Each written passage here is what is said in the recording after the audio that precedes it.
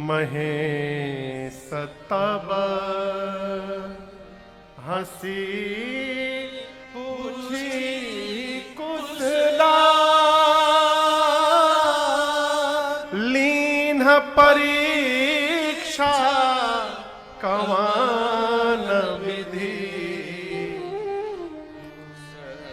कहूँ सत्य सब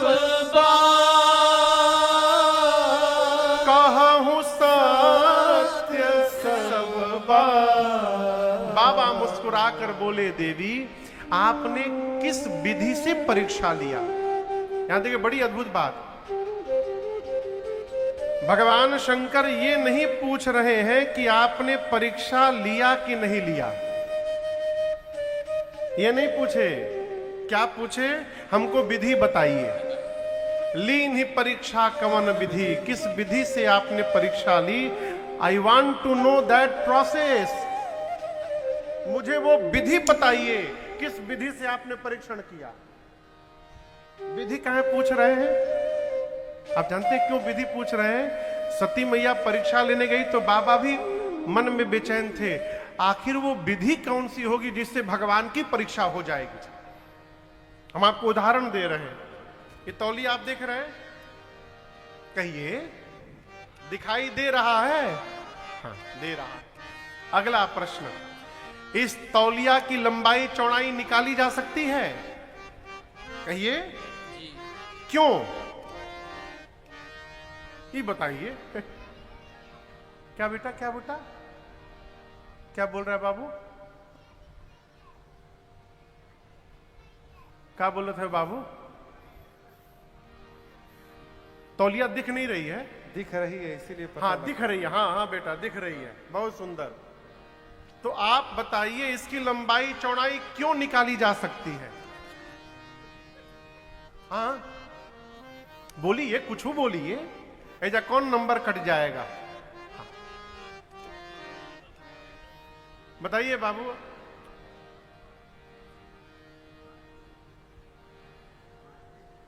समान है?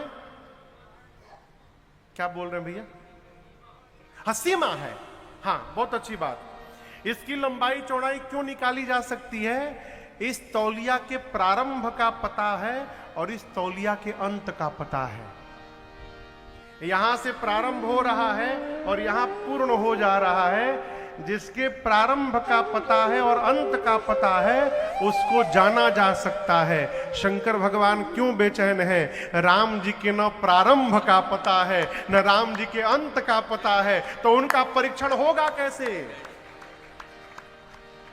शंकर भगवान वो प्रोसेस जानना चाहते हैं, विधि, जिस विधि से राम जी को जाना जा सके। इसलिए बाबा ने सीधा प्रश्न किया, लीन परीक्षा कवन विधि कहूँ सत्य सब। देवी आप सत्य सत्य बताइए, किस विधि से आपने परीक्षण किया है। मां तो राम जी को पहचान गई है कि वो भगवान है, मारे डर के शरीर कांप रहा है। और यहां दर्शन करिए, बाबा ने कहा सत्य कहिएगा, लेकिन उसके बाद भी सती जी ने सत्य नहीं कहा। मां के मुख से असत्य निकल गया। क्या? कछु न परीक्षा लीन गोसाई, कछु न परीक्षा, कोई परीक्षण नहीं किया मैंने। क्या किया? कीन्हा प्रणाम तुम्हारी ही नाई, कीन्हा प्रणाम तुम्हारी ही नाई। तब शंकर देखे उधरी ध्याना, तब शंकर देखे उधरी ध्याना, सती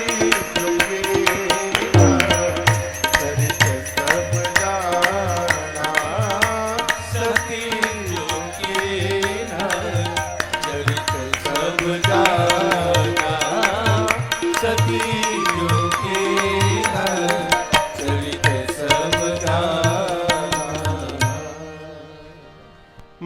सत्य कह दिया, प्रभु मैंने कोई परीक्षण नहीं किया है।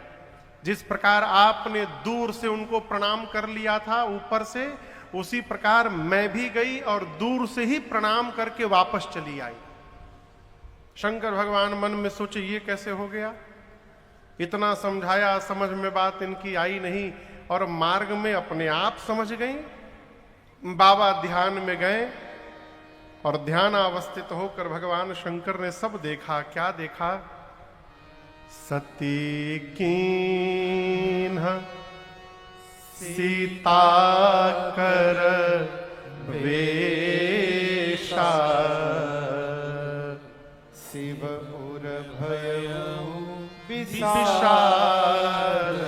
विशेषा।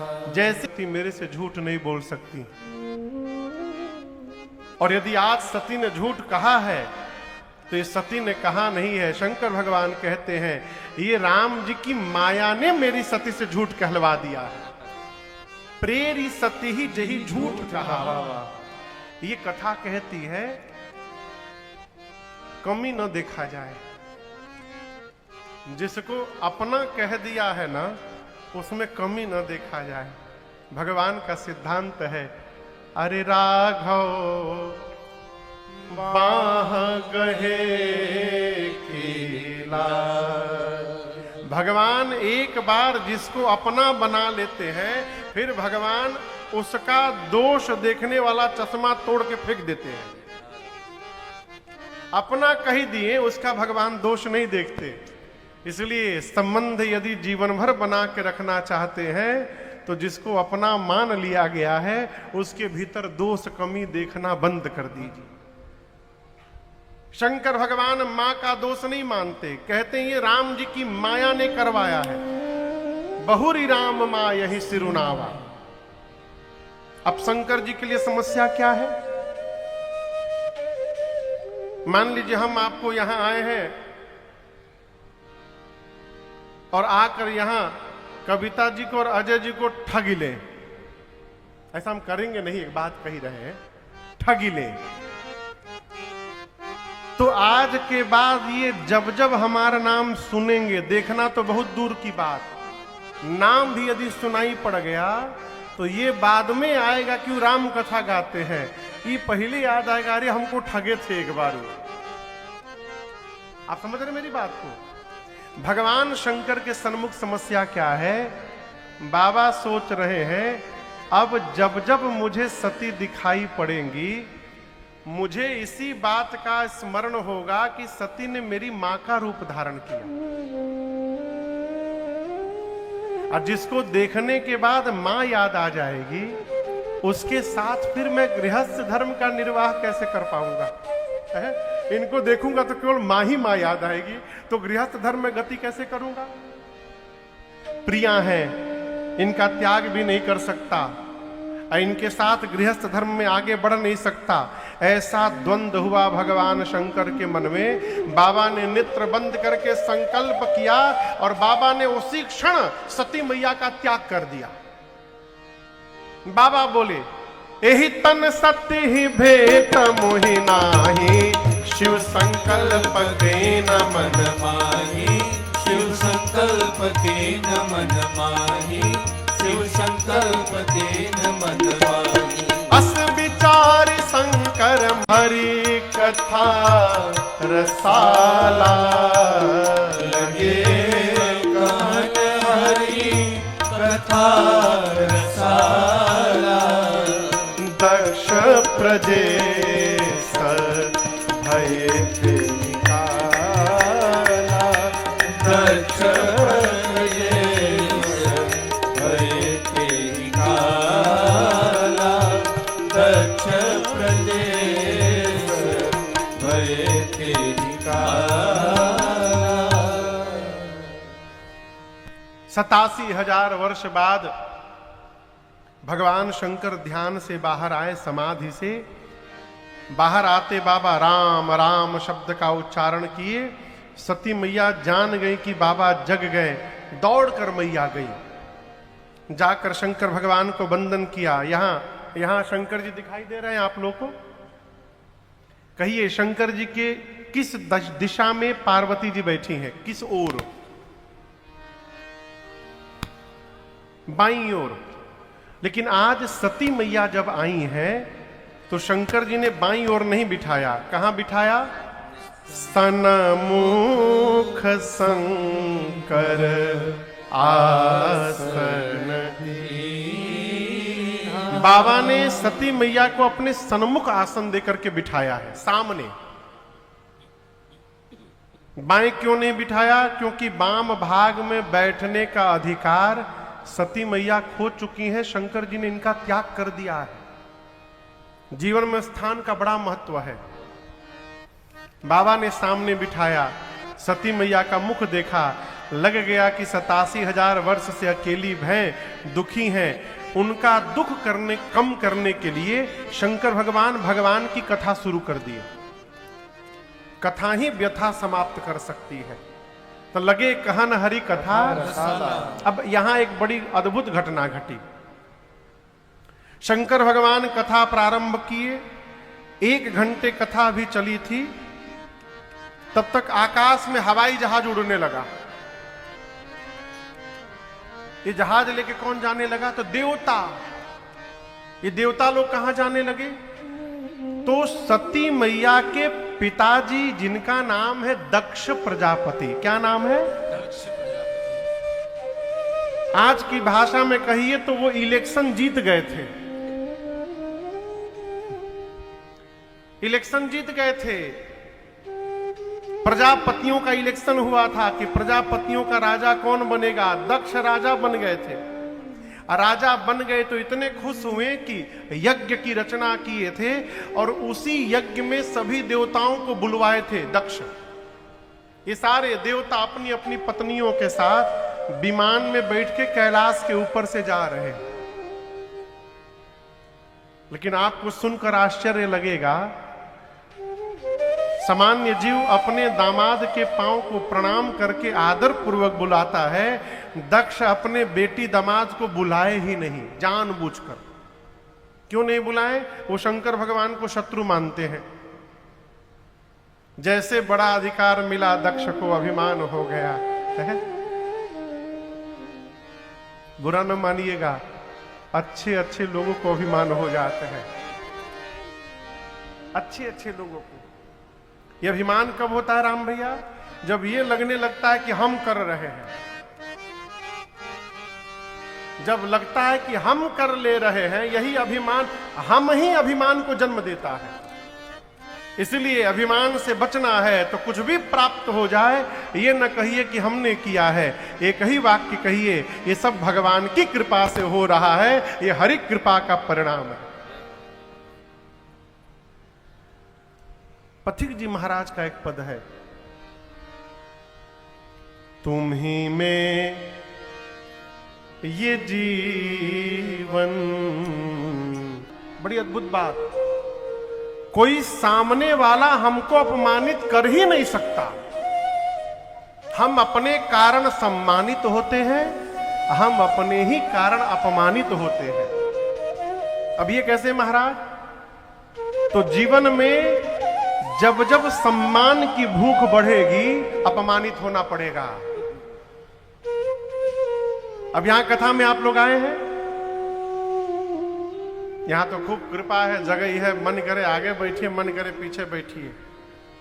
लेकिन प्राय कथाओं में ऐसा होता नहीं है, वहां अपार भीड़ रहती है। अब कोई आवे, हम तो सोफे पे बैठेंगे,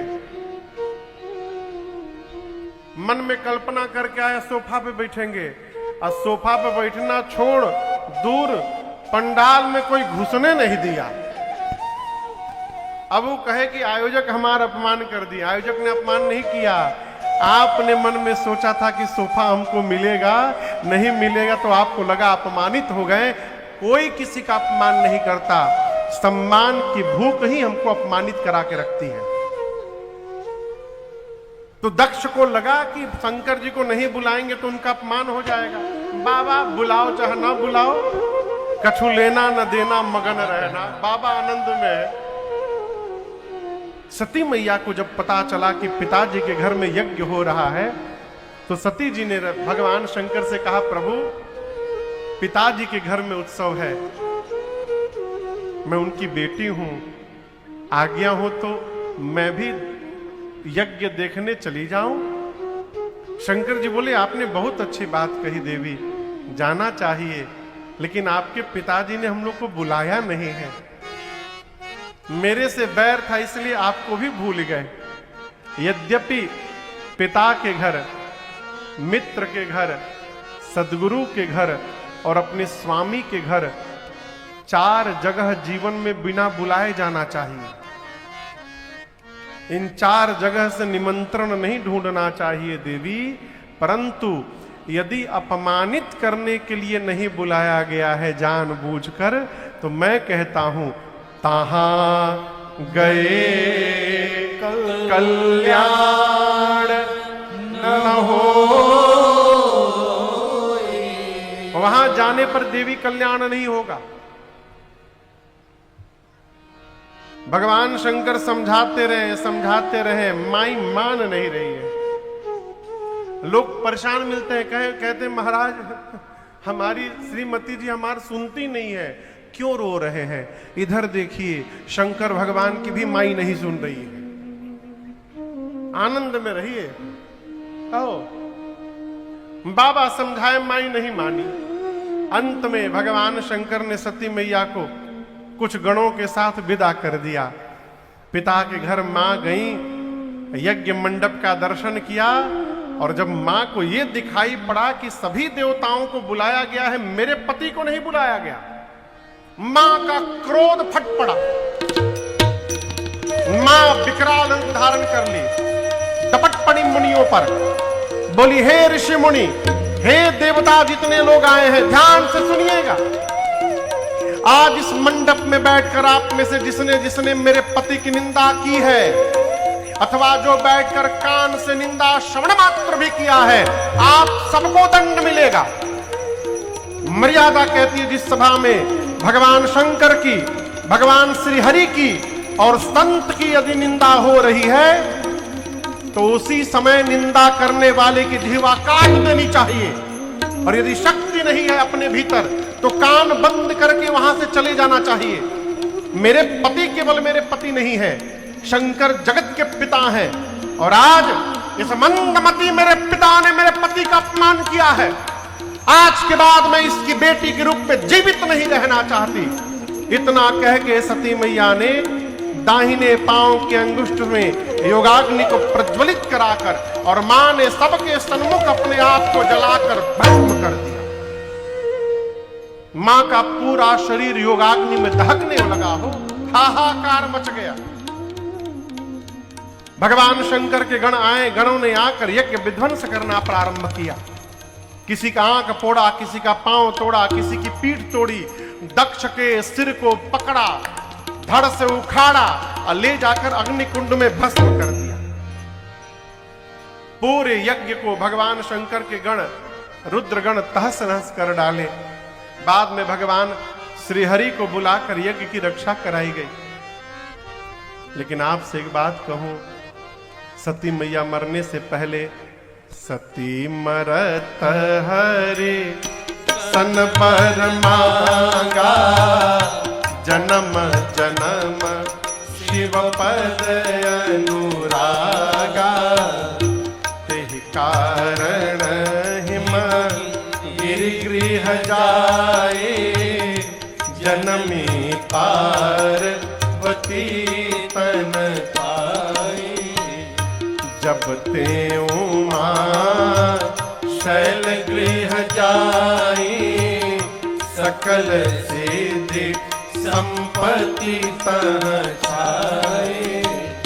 सोह शैल गिरिजा गृह आए, जिमि जदु राम भगति के पाए।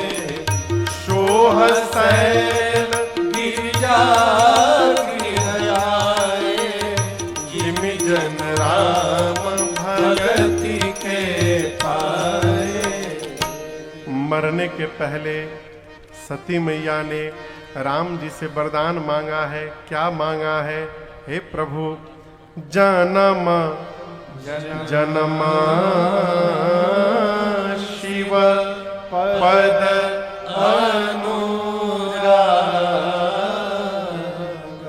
सती मैया कहती है, हे नाथ, अगले जन्म में भी मैं बाबा के ही चरणों की दासी बनूं, इसके अलावा हमें आपसे कुछ नहीं चाहिए। और इसी वरदान के कारण सती मैया का अगला जन्म हिमांचल महाराज के घर में पार्वती मैया के रूप में हुआ है। आइए एक बार भाव और श्रद्धा के साथ बोलिए पार्वती मैया की जय। पार्वती मैया का जन्म हुआ हिमालय के घर में। नारद जी पहुंचे एक दिन हिमांचल जी के घर। हिमांचल जी ने नारद जी का पांव पखारा। नारी सहित मुनि पद सिरु नावा, चरण सलिल सब भवन सिंचावा। पांव पखार कर उस जल से पूरे घर को सिंचित किया श्री हिमांचल महाराज ने। और उसके बाद पार्वती मैया को बुला करके प्रणाम करवाया। और प्रणाम करवा कर क्या कहा, हे मुनिवर, आप मेरी बेटी की हाथ की रेखा देख करके बताइए तो इनमें क्या क्या दोष गुण लिखा हुआ है। जैसे नारद जी से हिमांचल जी ने पूछा, नारद जी बोले, महाराज आपकी बेटी तो समस्त सद्गुणों की खान दिख रही है। इनका नाम उमा अंबिका भवानी होगा है। आपकी बेटी सभी शुभ लक्षणों से संपन्न होंगी। ये सदैव अपने पति को प्रिय होंगी महाराज। इनका सौभाग्य सदैव अखंड बना रहेगा। आपको इनके कारण यश की प्राप्ति होगी महाराज। पूरा जगत आपकी बेटी की पूजा करेगा। जितना बढ़िया बढ़िया था नारद जी सब बताए। हिमांचल जी बोले, हमारी बेटी में कोई दोष नहीं है ना? नारद जी बोले, बेटी में तो नहीं है दोष, लेकिन इनके जो पति बनने वाले हैं उनमें थोड़ा दिख रहा है। हिमांचल जी बोले, क्या दोष है? नारद जी बोले, आप नोट करते जाइए। अगुण अमाना मातु पितु हीना। आपके बेटी का पति अगुण होगा। क्या होगा? जोर से कहिए। अगुण मने? अरे बाबू, अगुण मने जिस, जोर से कहिए, जिसमें कोई गुण ना हो। यही ना? यही जो आप बोल रहे हैं यही हिमांचल समझ गए। नारद जी बोले आपके बेटी का पति अगुण होगा। हिमांचल समझ गए उसका मतलब उसमें कोई गुण नहीं होगा। लेकिन ये नहीं है। नारद जी कहना चाहते अगुण यानी सत रज तम तीनों गुणों से परे होगा, त्रिगुणातीत। हिमांचल का समझ गए उसमें कोई गुण नहीं होगा। नारद जी बोले अमान होगा। अमान यानी मान सम्मान से परे। हिमांचल का समझ गए अमान यानी उसका कोई सम्मान नहीं करेगा। नारद जी बोले उसके माता पिता नहीं होंगे, मातु पितु हीना। हिमांचल जी पूछे कब मरे? नारद जी बोले मरे नहीं, थे ही नहीं। कब मरे का प्रश्न ही नहीं आता। शुरू से ही माई बाप नहीं थे उनके। मातु पितु हीना, उदासीन। आपके बेटी का पति उदासीन होगा, संशय रहित होगा। हिमांचल जी बोले नारद जी आप क्या क्या बता रहे हैं? नारद जी बोले अभी असली तो बताया ही नहीं हूं मैं। बोले मतलब? नारद जी बोले आपके बेटी का पति जोगी जटिल अकाम मन नागन अमंगल अस स्वामी यही कहा मिले परिहस्त असिरे।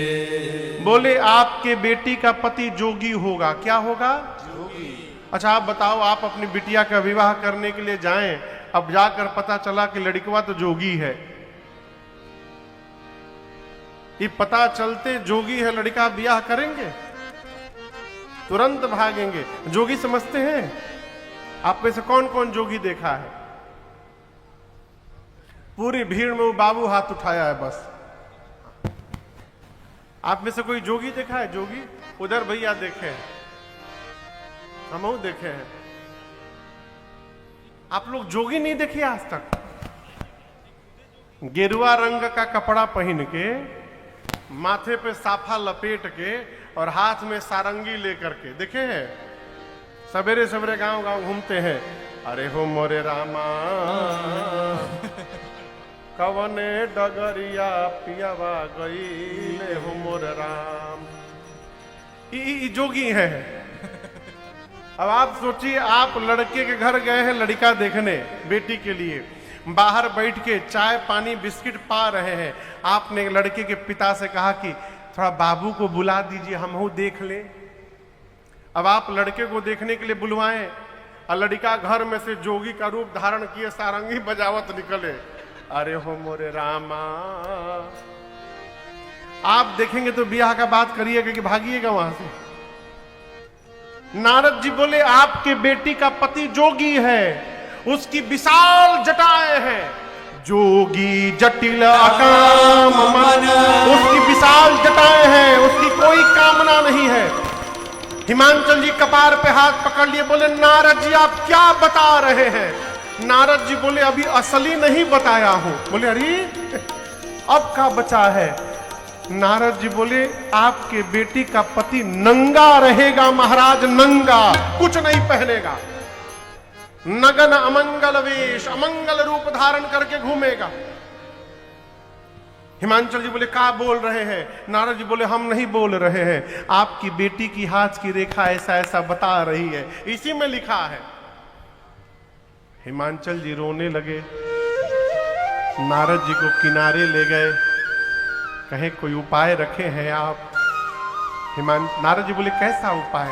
नारद जी बोले, हिमांचल जी बोले दूल्हा बदल दीजिए, कुछ भी करिए, पूजा पाठ करिए, चढ़ावा चढ़ाइए, दान दीजिए, घूस दीजिए, जो भी मन करे करिए, हम कुछ भी करने लेने देने को तैयार हैं, आप बस दूल्हा बदल दीजिए। नारद जी बोले इम्पॉसिबल, कह मुनि सहिमवंत सुनो, जो विधि लिखा लीलार, देव दनुज नर नाग मुनि को में।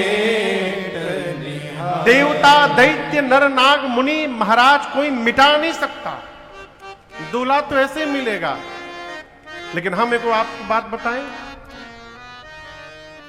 जो मैंने वर के लक्षण बताए हैं, ये सारे लक्षण शंकर जी में विद्यमान है। और आपको एक बात सुनकर आश्चर्य होगा, समर्थवान व्यक्ति को दोष नहीं लगता है, समर्थ कहूं नहीं दोष गोसाई। आपको सुनकर आश्चर्य होगा, हवाई जहाज में बड़े बड़े लोग हाफ पैंट पे घूमते हैं।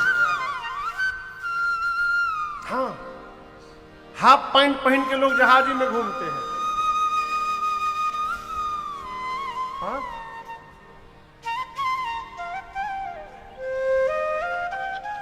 आपको सुनकर आश्चर्य होगा, लोग फटा हुआ कपड़ा खरीद के पहनते हैं, फाटल कपड़ा।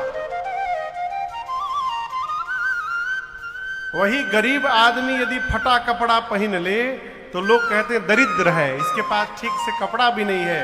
अब बड़ा आदमी फाटल कपड़ा पहन के घुमाता है, कहाँ है फैशन? फैशन। हम जब कॉलेज में पढ़ते थे अपने, तो कलकत्ता में, तो एक दिन पैंट पहना था एकदम नया, और उसके बाद मार्कर पेन लेके आया था, और जो भी लड़का मिल जाए ना उसे कहे कि हमारी पैंटवा पर तनी अपन साइन कर दो। पूरे पैंट पर आगे पीछे ऊपर नीचे सबसे सिग्नेचर करवाया था। हमहू किए थे, हमहू किए थे। ये का है फैशन। वो स्वामी जी कहते हैं समर्थ कहूं नहीं दोष गोसाई, समर्थवान व्यक्ति में दोष नहीं देखा जाता। रवि पावक सुर सरी की नाई, रवि यानी सूर्य, सूर्य भगवान की किरणें किसी के भी ऊपर पड़ जाती हैं, पवित्र पवित्र पर, उनमें दोष नहीं लगता। गंगा जी में जो बही जाए, लेकिन गंगा जी पवित्र नहीं होती।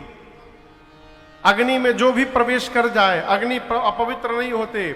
विष्णु भगवान शेष सैया पर सोते हैं, सांप यदि स्पर्श हो जाए तो शुद्ध होना पड़ता है।